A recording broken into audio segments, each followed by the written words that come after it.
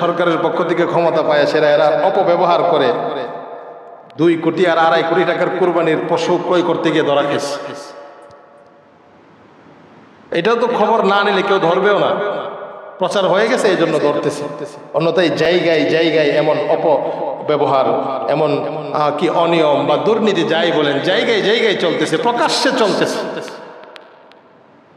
প্রচার হয়ে গেছে তো এখন তাকে সরিয়ে দেওয়া হচ্ছে, আর এর আগে তাকে সহযোগিতা করা হচ্ছে।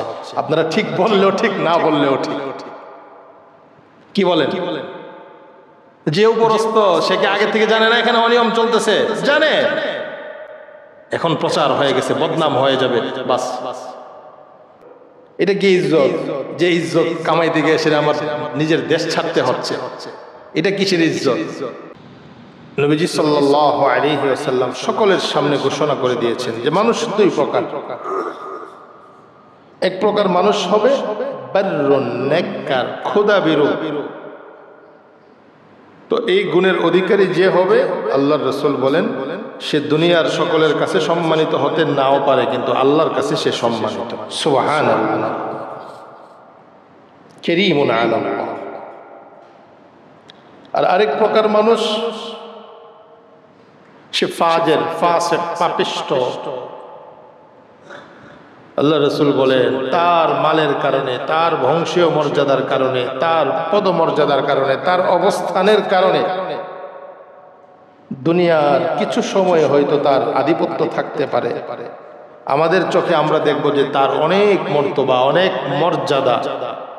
নবীজি বলেন যে ফাজের, যে ফাসিক, যে জালেম, সে আমাদের কাছে যত বড়ই মর্যাদাপূর্ণ হোক না কেন, হাইয়িনুন আলাল্লাহ, আল্লাহ তাআলার কাছে তার সামান্য দাম নেই। নাউযুবিল্লাহ।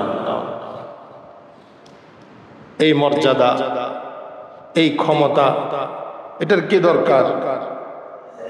যেটার কারণে মালিকের কাছে আমার কোনো মূল্য নেই। কিন্তু এই বুঝ তো সকলের আসবে না।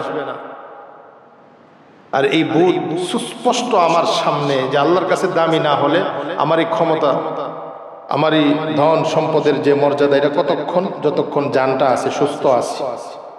অসুস্থ হয়ে গেলে আর কেউ খবর নেবে না, একদিন দেখতে যাবে। এটাও পারিপার্শ্বিকতার কারণে।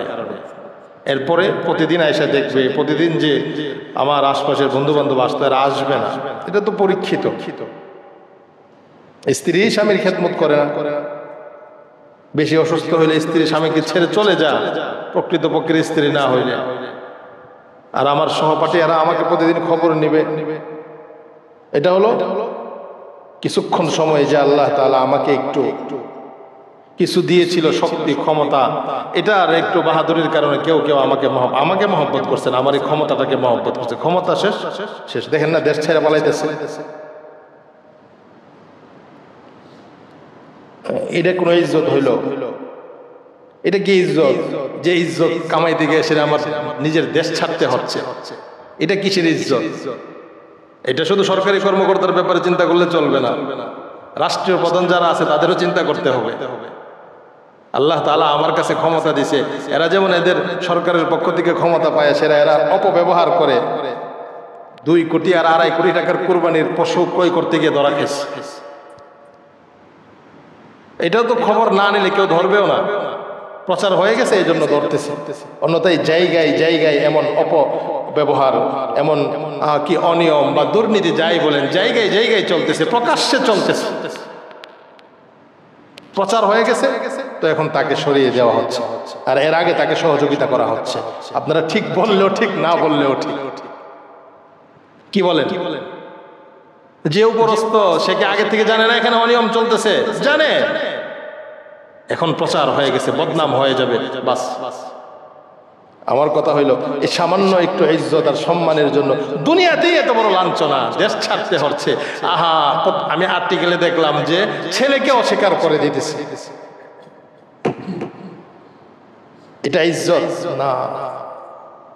এজন্য আল্লাহ তাআলা ওই আয়াতে দুনিয়ার সকলকে বলে দিচ্ছে, এই তোমাদের বংশীয় পদমর্যাদা। অন্য আয়াত আমি আপনাদের সামনে পেশ করব।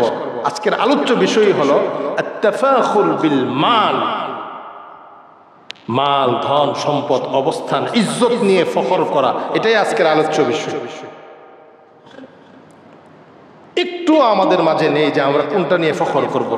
যখন বিশ্লেষণ শুনবো আমরা, সামান্য আমি আমার চোখের সামনে অনেক কিছু দেখতেছি যে এটার কারণে আমার অনেক ক্ষমতা, এটার কারণে আমার অনেক মূল্য। আল্লাহ তাআলা বলে তোমাকে আমি সাময়িক সময়ের জন্য একটু স্থলাভিষিক্ত করেছি, প্রতিনিধি করেছি। বিশ্বাস করো না? দেখো তোমার বাবা দুনিয়াতে নাই, তোমার বাবার বাবা দুনিয়াতে নাই, তোমার বাবার দাদা দুনিয়াতে নাই, কিন্তু তাদের এই জায়গাগুলো আছে। এক সময় তুমিও থাকবা না, তোমার জায়গাতে আরেকজন এসে যাবে। সুবহানাল্লাহ।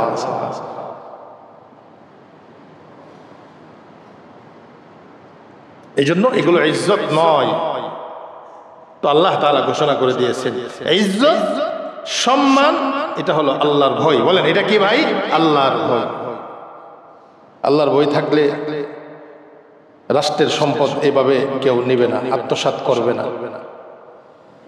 আবার কি সুন্দর রাষ্ট্রের সম্পদ আত্মসাৎ করে একবারে সুস্থভাবে, সুন্দরভাবে পথ যেন দেখিয়ে দিচ্ছে একজনে যে বাস দেশ থেকে চলে যান নিরাপদে। আপনারা তো মনে করতে পারেন হুজুর আপনি এই কথা বলতেছেন, তাহলে আমাদের তো দায়িত্ব এটা বলা, হক কথা বলা। আল্লাহ তাআলা আমাকে জিজ্ঞেস করবে তোমার তো কোরআন দিলাম, হক কথা বললা না কেন? ওয়াকুল জাআল হাক্কু ওয়া যাহাকাল বাতিল। আল্লাহ তাআলা জায়গায় জায়গায় হকের আলোচনা করেছে।